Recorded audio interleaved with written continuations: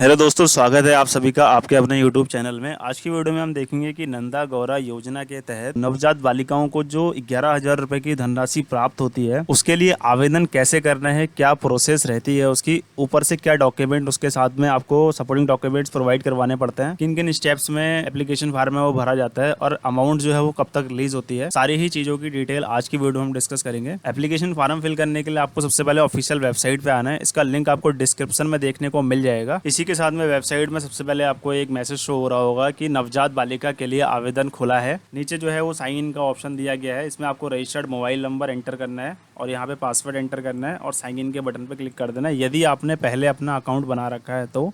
अगर आपने अकाउंट नहीं बनाया है तो यहाँ पे एक ऑप्शन दिया गया है नए आवेदक / उपयोगकर्ता अभी पंजीकरण करें। पासवर्ड अगर आप भूल गए हैं तो पासवर्ड भूल गए का ऑप्शन यहाँ पे दिया गया है। इस पर क्लिक करके आपने नया पासवर्ड बना सकते हैं। तो सबसे पहले रजिस्ट्रेशन करेंगे, उसके लिए आपको यहाँ पे क्लिक करना है। क्लिक करते ही आपके सामने रजिस्ट्रेशन फार्म ओपन होगा। इसमें आपको मोबाइल नंबर एंटर करना है, फिर अपने ज़िले का नाम एंटर करना है कि आप किस डिस्ट्रिक्ट से बिलोंग करते हैं। उत्तराखंड के सारे डिस्ट्रिक्ट के नाम इसमें अवेलेबल हैं।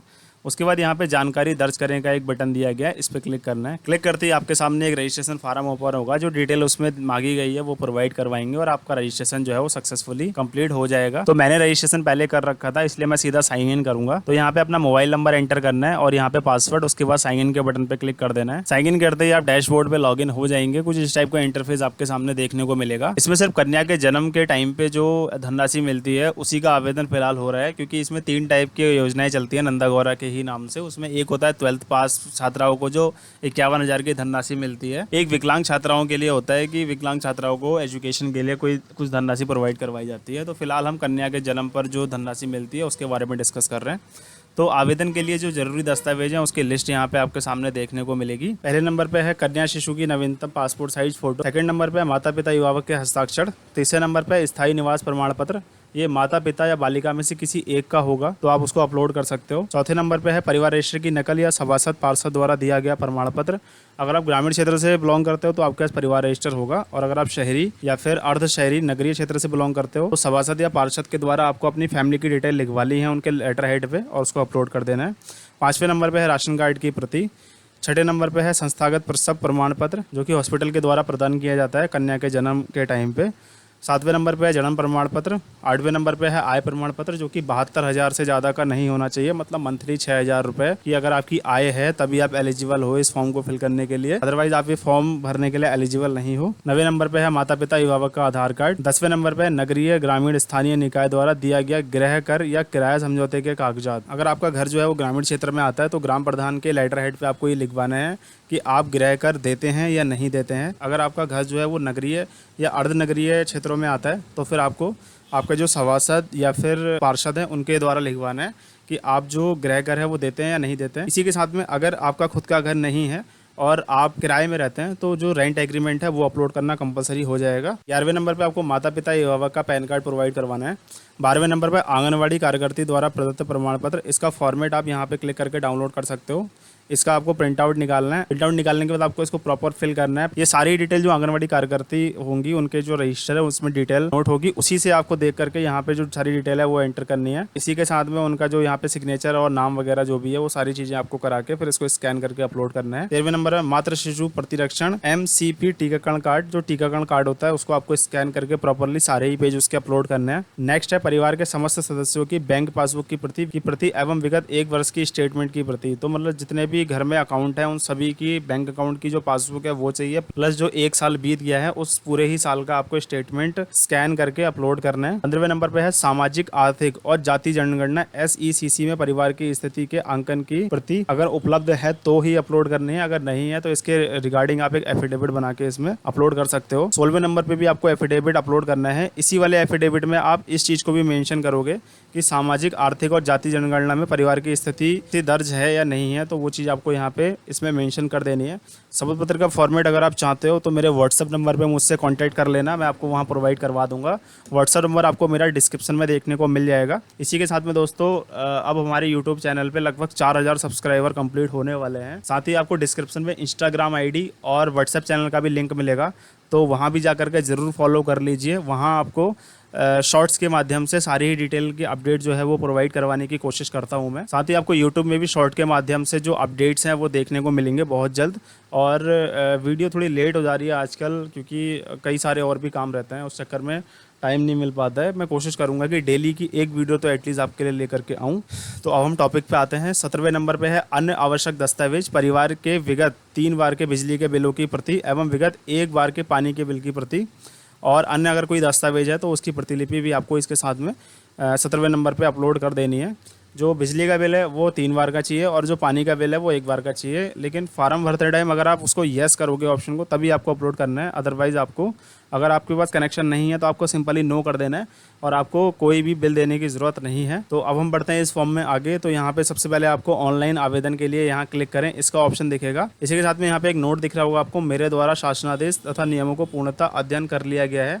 इस चेक बॉक्स पर क्लिक करना है और ऑनलाइन आवेदन के लिए क्लिक करें। यहाँ पे आपको क्लिक करके फॉर्म में आगे बढ़ना है। इसी के साथ में कुछ आवश्यक जो अहर्ताएँ हैं वो यहाँ पे दी गई हैं। उसमें सबसे पहला है कि कन्या के जन्म पर लाभ लेने के लिए कन्या के जन्म के 6 माह के भीतर ही आवेदन करना अनिवार्य होगा। मतलब जब जैसे ही बच्ची का जन्म होता है उसके 6 माह के अंदर आवेदन करना आवश्यक है।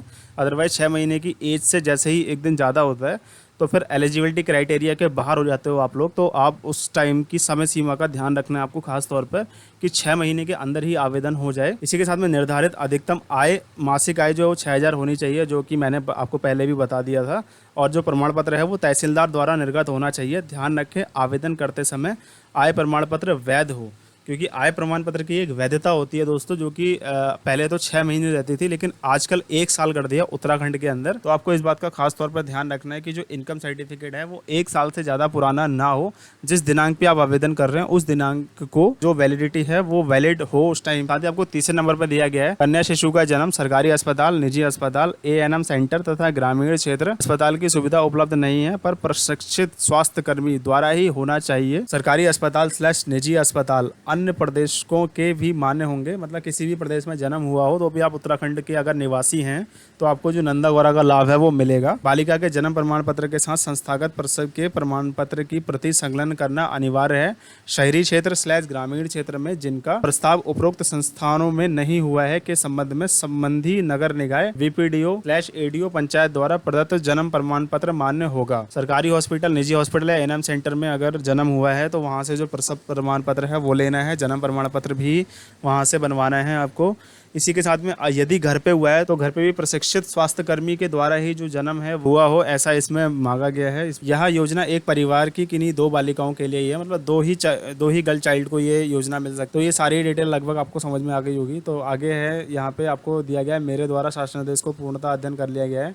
यहाँ क्लिक करें, चेक बॉक्स पर क्लिक करना है और फार्म भरे का ऑप्शन है, इस पर क्लिक करना है। क्लिक करते ही जो स्टेप 1 है आप उस पर आएंगे। मैंने स्टेप 1 पहले ही फिल कर लिया था, इसलिए मेरे में ऐसा स्टेप से आ रहा है। मैं आपको डिटेल बता देता हूँ कि क्या क्या फिल करना है। सबसे पहले आपको कन्या का नाम जो है वो ऑटो एंटर दिखेगा, क्योंकि आपने रजिस्ट्रेशन के टाइम पे वो डिटेल दर्ज की हुई है। फिर आपको माता का नाम एंटर करना है, पिता का नाम एंटर करना है, जो कि आप आधार कार्ड के अकॉर्डिंग जो उनके आधार कार्ड में स्पेलिंग है वही आपको यहाँ पे एंटर करनी है। उसके बाद आपको कन्या की जन्म तिथि यहाँ पे प्रोवाइड करवानी है। कन्या का जन्म पंजीकरण संख्या, जो जन्म प्रमाण पत्र में रजिस्ट्रेशन नंबर होता है वो आपको यहाँ पे एंटर करना है। उसके बाद प्रसव कहाँ कराया गया है, निजी अस्पताल में या घर पे या फिर जहाँ भी कराया गया है, उसकी आपको डिटेल यहाँ सेलेक्ट करनी है। जिला आपका जो है वो ऑटोफिल दिखेगा, जो कि आपने रजिस्ट्रेशन के टाइम पे डाला हुआ है। परियोजना और ब्लॉक भी आपको ऑटोफिल ही दिखेगा। आंगनवाड़ी केंद्र का नाम आपको यहाँ पे सेलेक्ट करना है। आपका मोबाइल नंबर जो है वो ऑटोफिल दिखेगा, क्योंकि आपने रजिस्ट्रेशन के टाइम पे OTP वेरीफाई किया था। ईमेल आईडी आपको यहाँ पे अपनी दर्ज करनी है, जो भी आप अपनी ईमेल यूज़ करते हैं या जो इसमें रजिस्टर करना चाहते हैं वो आप यहाँ पे एंटर कर सकते हैं। माता या कन्या का आधार कार्ड नंबर, यदि कन्या का आधार कार्ड आपने बनवा दिया है तो आपको कन्या का आधार नंबर एंटर करना है। यदि अगर नहीं बनवाया है तो माता का आधार नंबर आप यहाँ पे एंटर कर सकते हो। कुल परिवार में कितने सदस्य हैं, ये बालिका को हटा करके, जैसे बालिका को लगा के टोटल 4 सदस्य हैं तो आपको यहाँ पे 3 नंबर एंटर करना है, या बालिका को लगा के अगर 5 सदस्य हैं टोटल तो आपको यहाँ पे नंबर 4 एंटर करना है। नेक्स्ट आपको खाता संख्या एंटर करनी है, जिस भी खाते में आप जो भुगतान की धनराशि है वो चाहते हैं, या फिर इसमें मोस्टली वो खाता एंटर करिएगा जो कन्या के नाम से या फिर जॉइंट अकाउंट हो, क्योंकि यदि आप किसी और का खाता अपडेट करते हैं तो हो सकता है कि डिस्क्रिपेंसी के कारण फॉर्म रिजेक्ट हो जाए। आईएफएससी कोड यहाँ पे एंटर करना है, जो आपने जो खाता संख्या एंटर करी है उसका आईएफएससी कोड, बैंक कौन सी बैंक का वो खाता है उसका नाम एंटर करना है और शाखा का नाम यहाँ पे एंटर कर देना है। इतनी डिटेल आपको फर्स्ट स्टेप पे एंटर करनी है। उसके बाद आपको नेक्स्ट करना है, तो आप सेकंड स्टेप में पहुंच जाएंगे। सेकंड स्टेप में आपको परिवार के सदस्यों का जो विवरण है वो देना है, क्योंकि हमने वहाँ पे 3 नाम एंटर करे थे, क्योंकि टोटल बालिका को लगा करके 4 लोग सदस्य हैं घर में, तो टोटल 3 की संख्या हमने फर्स्ट स्टेप में एंटर करी है। सबसे पहले आपको सदस्यों का नाम एंटर करना है। उसके बाद कन्या से संबंध किस प्रकार से है, माता है, पिता हैं, भाई बहन जो भी है वो आपको यहाँ पे लिखना है। ध्यान रखें कि अगर हर किसी के पास अलग मोबाइल नहीं है तो सेम मोबाइल नंबर भी एंटर किया जा सकता है। उसके बाद आपको व्यवसाय का विवरण यहाँ पे एंटर करना है। इसमें सबसे पहले आपको पिता का व्यवसाय या कार्य जो भी है उनका वो विवरण यहाँ पे चूज़ करना है। मनरेगा जॉब कार्ड का नंबर यदि है तो देना है, अदरवाइज NA लिख देना है इसमें। और विगत 3 वर्षों में प्राप्त रोजगार दिवसों की संख्या, मतलब मनरेगा से कितने दिन जो है वो काम मिला है मनरेगा जॉब कार्ड से, वो आपको यहाँ पे एंटर करना है। अगर नहीं है तो यहाँ पे ऑटोफिल 0 पे ऐसा ही रहने देना है। उसके बाद माता का व्यवसाय या जो विवरण है वो यहाँ पे एंटर करना है। इसमें गृहिणी का भी ऑप्शन आपको देखने को मिल जाएगा, यदि गृहिणी है तो गृहिणी आपको चूज़ करना है। साथ ही निजी क्षेत्र में अगर सेवा देती हैं तो वो कृषि कार्य है या स्वयं का व्यवसाय या कोई अन्य कार्य है, तो वो डिटेल आपको अपने अकॉर्डिंग एंटर करनी है। उसी के साथ में यहाँ देखेंगे हम अभिभावक का जो विवरण है वो, अगर माता पिता नहीं है तो उस केस में अभिभावक का विवरण देना है माता पिता के जीवित ना होने की स्थिति में। अदरवाइज़ अगर माता पिता हैं तो इसको आप ब्लैंक छोड़ सकते हैं इस ऑप्शन को। फिर आपको आय का विवरण देना है। इसमें सबसे पहले कन्या के परिवार में जो कुल आय है, आय प्रमाण पत्र के आधार पर यहाँ पे एंटर करनी है। उसके बाद समक्ष अधिकारी द्वारा जो निर्गत आय प्रमाण पत्र है उसका जो नंबर है वो यहाँ इस जगह में आपको एंटर करना है। उसके बाद जो आय प्रमाण पत्र है वो किस डेट को इशू किया गया है वो आपको यहाँ पे एंटर कर देना है। उसके बाद में जो बिजली का कनेक्शन है वो उपलब्ध है या नहीं है, वो सारी चीज़ें आपको यहाँ पे चूज़ करनी है। सबसे पहले बिजली का कनेक्शन उपलब्ध है हाँ या ना, उसको आपको चूज़ करना है। पानी का कनेक्शन उपलब्ध है हाँ या ना, वो आपको यहाँ पे एंटर करना है। यदि पानी का कनेक्शन उपलब्ध नहीं है तो क्यों नहीं है उसका कारण आपको यहाँ पे बताना है। पानी का कनेक्शन यदि उपलब्ध नहीं है तो वो क्यों नहीं है उसका भी आपको कारण यहाँ पे बताना है। पैन कार्ड का विवरण यहाँ पे आपको एंटर करना है। माता का पैन कार्ड का नंबर यहाँ एंटर करना है। उसके बाद पिता का पैन कार्ड का नंबर इस जगह में एंटर करना है। माता पिता नहीं होने की दिशा में आपको अभिभावक का पैन कार्ड का नंबर यहाँ पे दर्ज करना है। नीचे सबमिट का बटन दिया गया है, इस पर क्लिक करना है। स्टेप 2 कंप्लीट करते ही आप स्टेप 3 पे आ गए हैं। तो इसमें सबसे पहले आपको सामाजिक आर्थिक जाति जनगणना में परिवार की स्थिति अगर सम्मिलित है तो हाँ पे क्लिक करना है, सम्मिलित नहीं है तो नहीं पे क्लिक कर देना है। दोनों ही प्रकार की स्थिति में आपको एफिडेविट जो आप बनवाओगे, शपथ पत्र जो 16वें नंबर का कॉलम था उसमें आपको डिटेल डिफाइन करनी है कि यदि है तो वो लिखना है कि हाँ है, सम्मिलित नहीं है तो वो लिखना है कि सम्मिलित नहीं है। यदि सम्मिलित है तो आपको विकास भवन से एक जो इसका सम्मिलित का एक लेटर बनवाना पड़ता है, वो आपको बनवा के अपलोड करना है। उसका फॉर्मेट यदि आपको चाहिए तो मुझे व्हाट्सएप में कांटेक्ट कर लेना, मैं आपको प्रोवाइड करवा दूंगा। तो नेक्स्ट ऑप्शन जो है वो है बालिका के परिवार के पास कुल उपलब्ध भूमि और भूमि का प्रकार। तो जो भूमि का प्रकार है उसमें पैतृक भूमि है या क्रय की गई भूमि है या पट्टा या लीज पे लिया गया है या फिर भूमि नहीं है तो भूमिहीन का भी ऑप्शन इसमें दिया गया है। जिस भी प्रकार की भूमि है उसको आपको यहाँ पे सेलेक्ट करना है। जो नेक्स्ट ऑप्शन है वो है बालिका के परिवार के पास आवासीय उपलब्ध भूमि का प्रकार। तो उसमें भी सेम चीज़ें दी गई हैं, रजिस्ट्री वाली भूमि है, पट्टे की भूमि है, किराए पे रह रहे हैं, जो भी डिटेल आपकी है आपको यहाँ पे सेलेक्ट कर लेनी है। उसके बाद नेक्स्ट यहाँ पे दिया गया है बालिका के परिवार के पास उपलब्ध कुल कृषि / आवासीय भूमि। तो जो भूमि का क्षेत्रफल है हेक्टेयर में वो इस जगह में एंटर करना है और वर्तमान जो उसका मूल्य है वो आपको यहाँ पे एक अप्रोक्स आईडीए के हिसाब से यहाँ पे एंटर कर देना है। नेक्स्ट पूछा गया आवास का विवरण। तो आवासीय भूमि जो है वो किस प्रकार की है वो यहाँ पे आपको चूज़ करनी है, कच्चा मकान है या फिर पक्का मकान है। इन दोनों में से जो भी डिटेल सुटेबल है वो आपको यहाँ पे चूज़ करनी है। उसके बाद यहाँ पे कक्षों की संख्या, जो मकान बना हुआ है उसमें टोटल कितने रूम्स बने हुए हैं वो आपको यहाँ पे सिलेक्ट करना है। वो कितने क्षेत्रफल उसका क्या है, कितने हेक्टेयर में आपका जो मकान है वो बना हुआ है उसका आपको एरिया यहाँ पे एंटर करना है।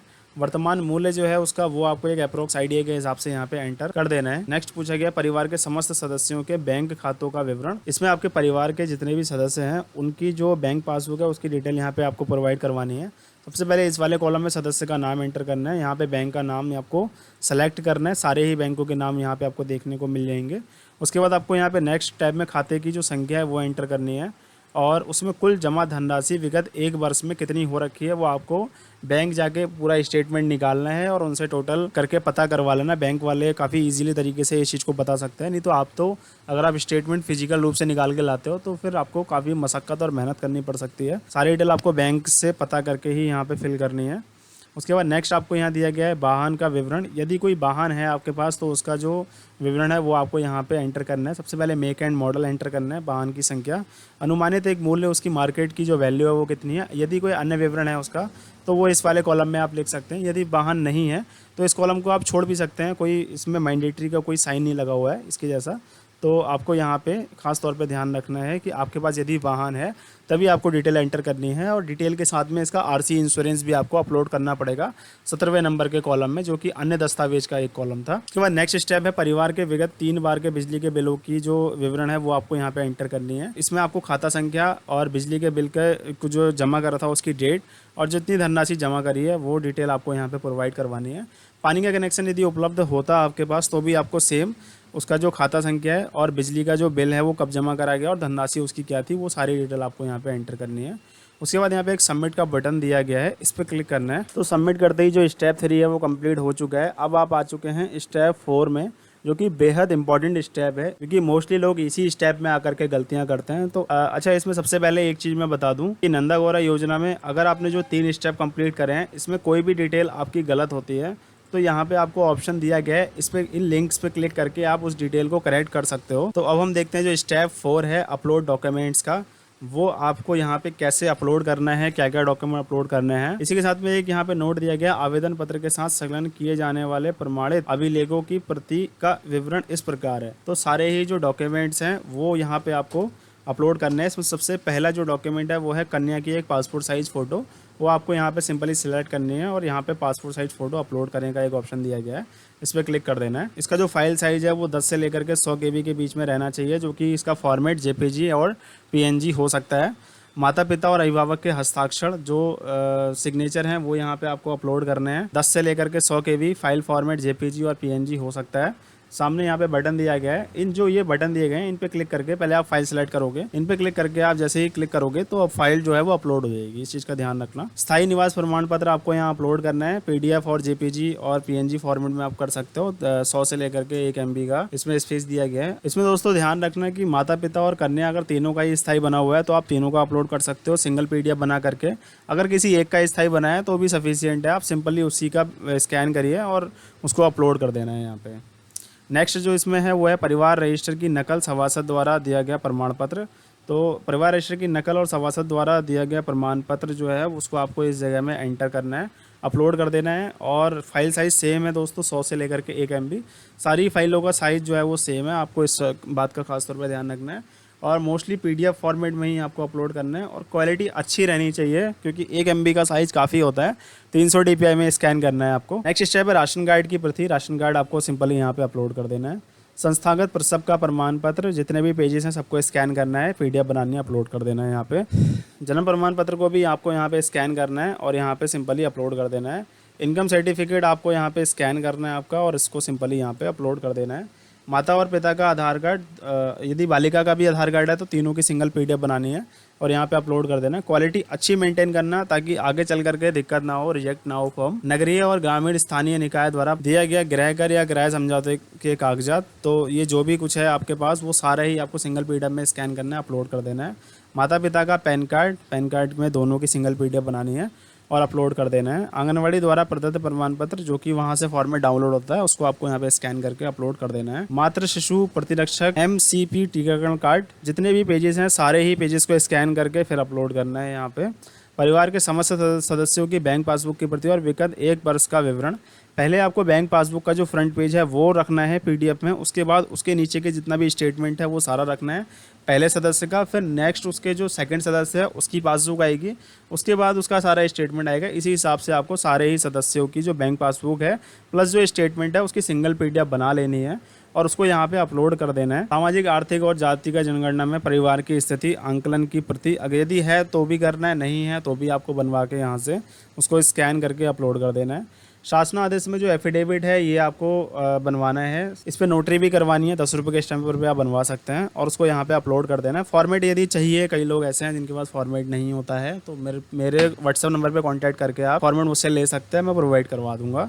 इसी के साथ में अन्य दस्तावेज जैसे कि बिजली का बिल है, पानी का बिल है या अन्य कोई दस्तावेज है, जैसे मरने का कार्ड था या फिर वाहन है तो उसकी RC है या कोई भी ऐसा डॉक्यूमेंट जो आपको लगता है कि यहाँ स्कैन करके अपलोड करवाना चाहिए, तो वो आप अपलोड करवा सकते हो, जिसको कि आपको सिंगल PDF में सारे ही डॉक्यूमेंट को रखना है और यहाँ पे अपलोड कर देना है। इसमें नीचे एक नोट दिया गया, upload all mandatory document to proceed to next step. Mandatory सारे ही हैं, कोई भी ऐसा डॉक्यूमेंट नहीं है जिसको छोड़ा जा सकता है। तो सारे के सारे 17 जो कॉलम दिए गए हैं सही में डॉक्यूमेंट आपको अपलोड करने हैं। उसके बाद आपको इस फॉर्म को सबमिट कर देना है। सबमिट करने के बाद जो एप्लीकेशन फार्म इसमें निकलेगा उसको आपको प्रिंट आउट निकालना है और जितने भी डॉक्यूमेंट्स आपने अपलोड किए हुए हैं उन सभी डॉक्यूमेंट्स की भी फ़ोटो स्टेट करानी है और उसको सेल्फ अटैच करना है। एप्लीकेशन फार्म को ऊपर रखना है और सारे ही डॉक्यूमेंट्स को लाइन वाइज लगाना है आपको। जैसे पहले नंबर पे आप लगा सकते हैं स्थायी निवास प्रमाण पत्र, उसके बाद परिवार रजिस्टर, ये 5, 6, 7, 17 तक जितने भी डॉक्यूमेंट्स हैं सबको आपको लाइन वाइज ही लगाना है और एक फ़ाइल ख़रीद के उस फाइल के अंदर अच्छे से सारे डॉक्यूमेंट लगा करके विकास भवन में जहाँ पे भी ये फार्म जमा होते हैं अपने सुपरवाइज़र के पास आपको जमा करने हैं। उनसे वेरिफिकेशन करवाना है कि यदि कोई डॉक्यूमेंट में कोई भी त्रुटि आती है तो आपको यहाँ पर उसको फुलफ़िल करना है, सही करना है। फार्म को फिल करने में आपको कोई दिक्कत आती है या कोई भी जानकारी चाहिए तो कमेंट बॉक्स में पूछ सकते हैं। एफिडेविट या अदर किसी फॉर्मेट के लिए आप मेरे से व्हाट्सएप में भी कांटेक्ट कर सकते हैं। व्हाट्सएप में दोस्तों मैसेज कई सारे लोगों के आते हैं तो रिप्लाई थोड़ा लेट हो सकता है, लेकिन रिप्लाई आएगा ज़रूर आपका। इंस्टाग्राम में जाकर के भी फॉलो कर लीजिए। जो व्हाट्सएप का चैनल है उसका लिंक भी आपको डिस्क्रिप्शन में देखने को मिल जाएगा, उस चैनल को भी फॉलो कर लीजिए ताकि आपको छोटे से छोटा अपडेट समय से और जल्दी मिल सके और कोई भी इंपॉर्टेंट जानकारी आपसे ना छूटे। तो इसके अलावा आपकी कोई कमेंट या क्यूरी है तो कमेंट सेक्शन में जाके बता सकते हैं। चैनल को सपोर्ट करते रहिए। अब हम मिलते हैं नेक्स्ट वीडियो में। Thank you.